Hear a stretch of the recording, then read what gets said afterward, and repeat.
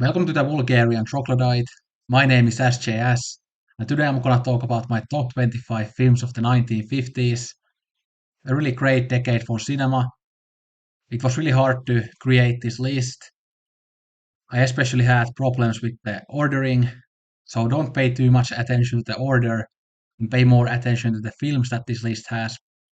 Yeah, but some of these films I've talked about a million times on my channel, so I'm not gonna repeat myself too much, and I'm gonna go fairly fast with some of these films due to the fact that I've talked about them so many times. And one more disclaimer is that I decided to not include Masaki Kobayashi's The Human Condition because I believe some of it came out in the 50s and some of it came out in the 60s. So I thought that I don't wanna have that kind of decade hassle with The Human Condition. But if I did include it, it would obviously be near the top. Yeah. But number one is Shan the Bay by Kenshi Misaguchi, another masterpiece, one of the greatest films of all time, and I think Misaguchi's masterpiece, even though he made many masterpieces. But I've been thinking about doing a video about like top 10 films that tell you everything about the human condition that you need to know. And I think this film would definitely be in there because it tells you kind of the cruel truth that what is human nature. It shows you oppression, shows you systems of oppression, and this very bleak world. And it also shows that how an individual, no matter how noble, and no matter if that person has good intentions, you cannot change society by yourself, but we need a systematic change, perhaps a revolution. Yeah, but it's a very sad film, also with so many tearjerker moments, like near the end when the son reunites with his mother. Like that scene is one of the best in cinema history. Absolutely brutal. This film also has one of my favorite lines in cinema history that even if you are hard on yourself, be merciful to others, or it goes something like that. I think it's a simple but very truthful and beautiful line that we should all follow. Yeah. And also love the cinematography in this film, like beautiful framing, great contrast in the black and white, and great performances here as well, and just an incredible film. And to be honest, I think this is the best film out of any film that the big three Japanese directors made. So Misaguchi, Ozu, and Kurosawa. Yeah,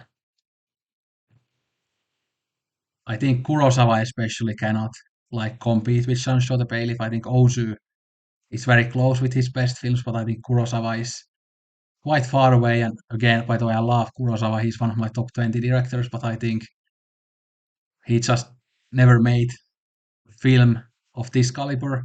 Yeah. Then we have Paths of Glory, and this one I could have had as number one as well. And this could also be in the list of films that tell you everything about the human condition.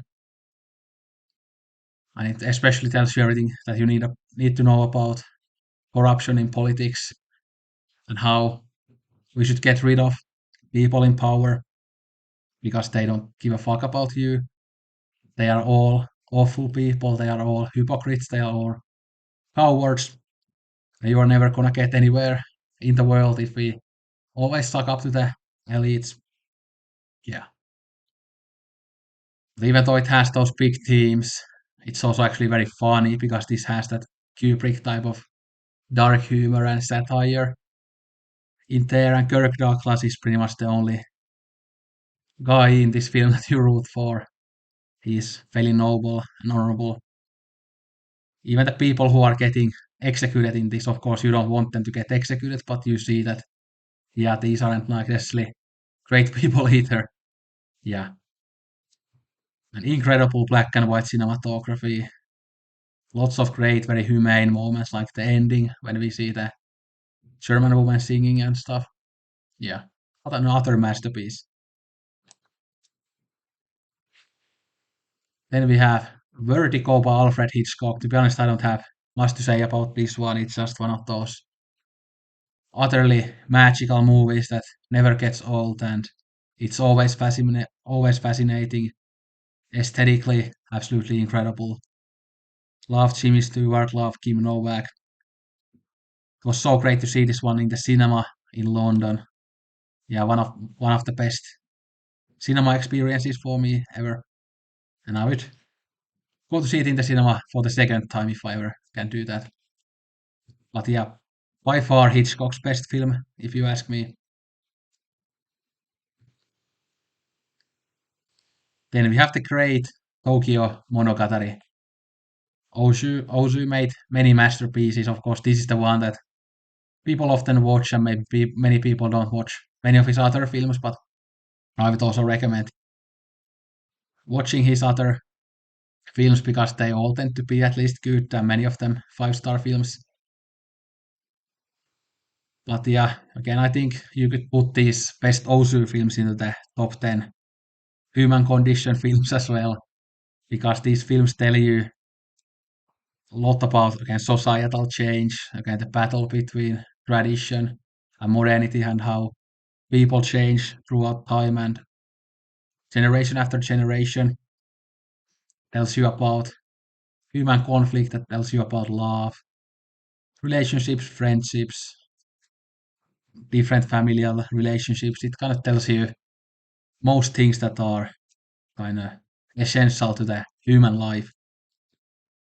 Love the Ozu aesthetic. Again, Ozu films are comfort food to me, that they are something that I could just watch all the time, and they make me feel calm and good. Even the sadder films of his, yeah. And he had empathy both for the old people and the young people, so I don't think he usually takes sides on these films, which is good. So a very humanist filmmaker, yeah. This film in particular has so many great performances by Chizuru and Setsuko Hara, for example.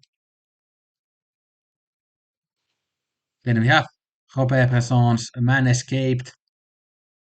So I think it's in the conversation for being his best film. I think there are several films in the conversation for that question, but I think this is one of the ones that I would nominate. It's basically about the kind of banality of life in prison, and it's a very banal film for the most part. Again, much of it is just we follow this main character in prison, and he's not doing much. He's in his cell, and yeah.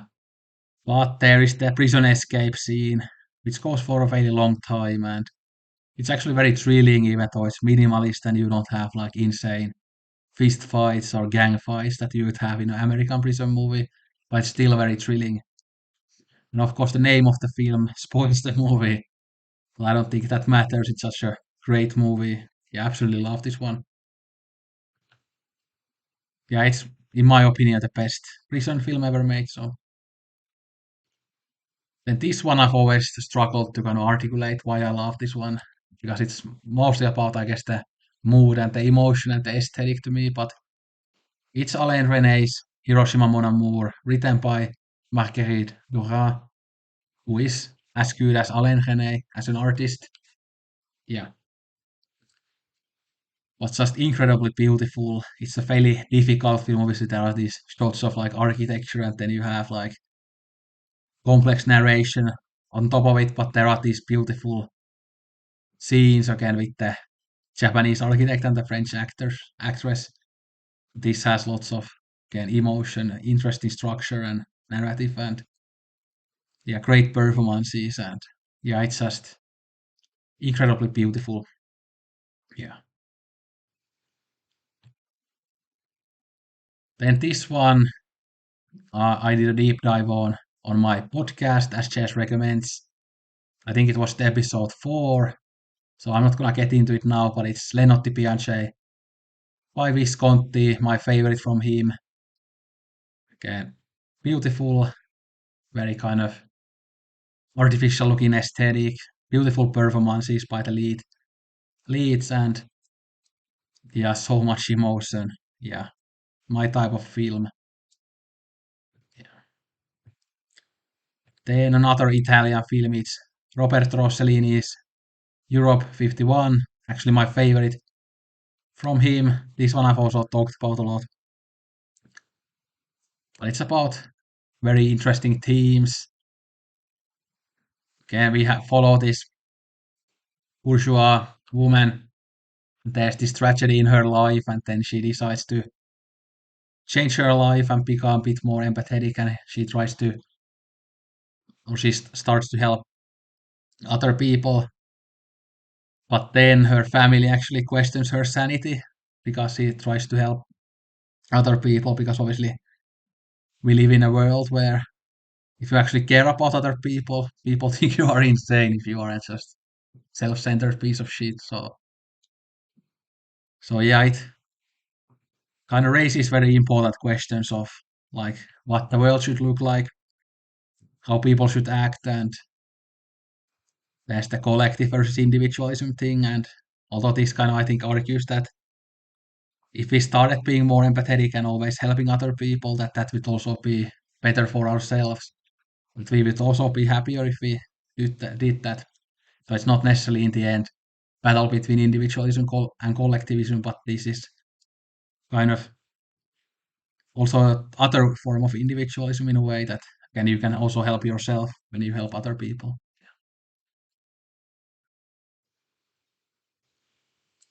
Then we have Sweet Smell of Success by Alexander McKendrick, one of the great American movies.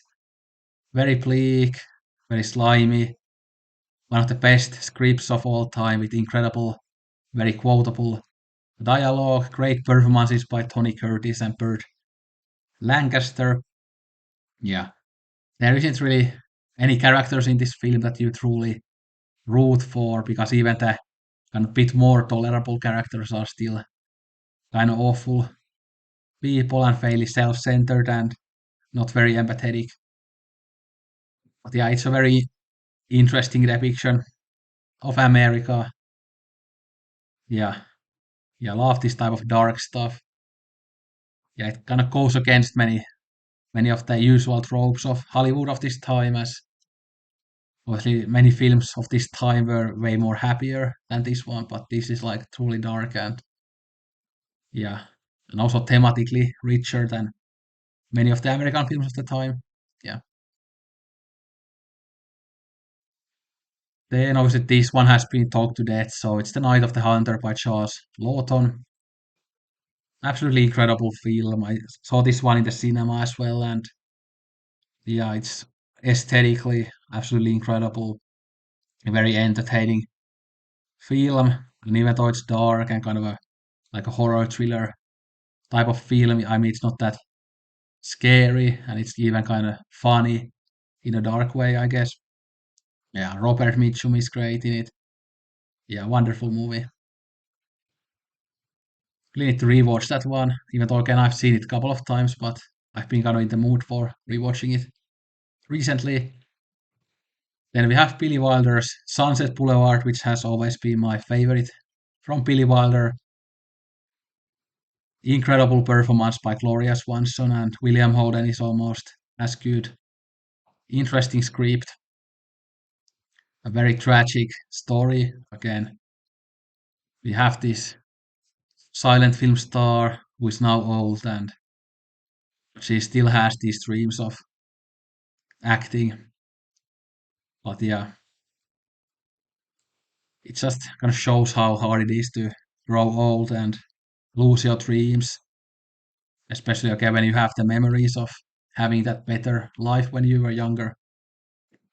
Yeah, great dialogue as well in this one. Yeah, I haven't watched it in a while, but great movie. Then one of my absolute favorite Kurosawa films is The Hidden Fortress. I think I usually rate this higher than most people do. And it's not a very deep film, but I just love it because it's so much fun. I especially love the two moronic peasants who are just bickering with each other, and but ultimately they are still good friends and stuff, but they are so much fun. Oshiro Mifune is his good old masculine self. In this one, always love him a lot. And yeah, it has a fun kind of action adventure plot to it, and It has that typical, very good Kurosawa aesthetic as well to it, and great ending. And yeah, it's just so much fun. So much fun. Then we have my favorite film from India. It's PIAA by Guru Dutt. Film about a struggling poet who cannot really get his work published. So he has to come up with a kind of a nefarious way to get his works published. And this is also a musical, although not one of those musicals where every single line is sang, but we have this kind of song that I think we have in a few scenes in the film, but it's really beautiful film about poetry, about struggling artists, and yeah, it's about, I think, kind of a love letter to poetry and to being an artist. So incredibly beautiful film, great acting as well. Yeah, I really love this one. Beautiful aesthetic. Then we have a film that I desperately need to rewatch. It's called Theodore Dreyer's Or Death, often thought to be one of the greatest films of all time. I think many people, when they talk about this, would focus on the ending, and I think maybe some people wouldn't like it. It's kind of a miracle type of ending, but even though I'm not religious, I actually really like the ending, and it makes you think. This is a very simple, minimalist film, all about religion, but also about his family and their dynamics in that family. Apparently, it's on the Criteria channel currently if you want to watch it, but you must see film. We probably will do this for the podcast at some point. So then a film with some well similar aesthetic and also some similar themes, but it's Diary of a Country Priest by Robert Bresson, again, an adaptation of a famous novel by the same name. Yeah, another one that I really need to rewatch. I think this like an interesting character study into this country priest. Again, I love the Bresson aesthetic in all of his films. Like it again strips all the usual stylistic elements, but it still has a beautiful style even though it strips it all down. Yeah, it's incredible. I think I need to rewatch this one before giving any more interesting comments about it because I forgot that much about it. Well, this one we will talk about in the podcast as well. It's Bigger Than Life by Nicholas Ray, kind of the 50s, Shining with James Mason going crazy, becoming violent due to this um, medicine that he's taking. And this one was a bit butchered by the studios, so the ending was different than what Nicholas Ray wanted. And the ending is maybe the only weakness that this film has, although the ending, I think it doesn't ruin the film, but it could have been better. But yeah, for the most part, it's pretty dark film, but it's just incredible to follow James Mason as he gives such a great performance in this one. And yeah, Nick Ray was maybe the most interesting American director of this time. So yeah, love this one a lot. Looking forward to rewatching it fairly soon. This one I was also on the cinema, by the way. So yeah. Then we have Rear Window, incredible film. My second or third favorite Hitchcock. But I think you all have seen this and you all know what it is about and have heard why it is great. So I'm not gonna repeat those things out. Then we have Osu's Tokyo Twilight. This I have mentioned quite a lot in the past year or so.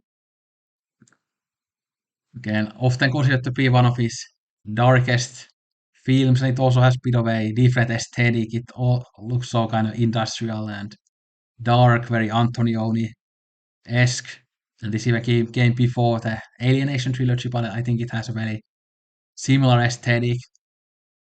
Yeah, but it has that kind of very sad emotion to it, but it's really beautifully done. And again, many of the Osu regulars here, like Setsuko Hara and Chishuryu, and yeah, incredible movie and maybe slightly underrated. Then we have a Misaguchi film, but this one I also talked about on my podcast. We did a deep dive to the themes and stuff. So, but it's the life of Oharu, one of his great films. Again, absolutely incredible. Again, I still prefer Shan the Bay, but this one is almost as good. Then this one I think is usually on YouTube, free for you to watch, but it's Ballad of a Soldier by Grigory Shukray. I usually don't like war films that are kind of bit sentimental and are about like the good side of humanity in a way, but this is one exception. And it shows this young soldier who wins like a medal in the army, and he gets like a couple days off and goes to see his mother, and because he wants to fix her roof and stuff. So it's all about again empathy and humanism and yeah, human connection. That even in these dark times you can find lots of good things about humanity. And usually again, I think that's a very fairly naive view, but I think for some reason it really works on this film. I think because it doesn't really glorify war in the same way as like an American version of this film, which so I think that's why I can kind of give it a pass. Yeah.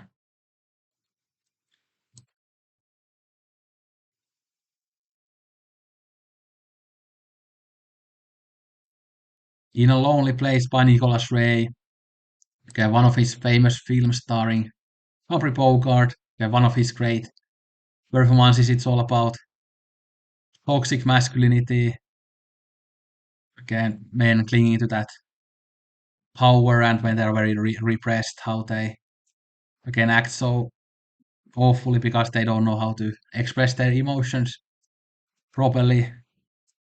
So many great scenes in this one. It also has great 50s black and white aesthetic and yeah, very good movie.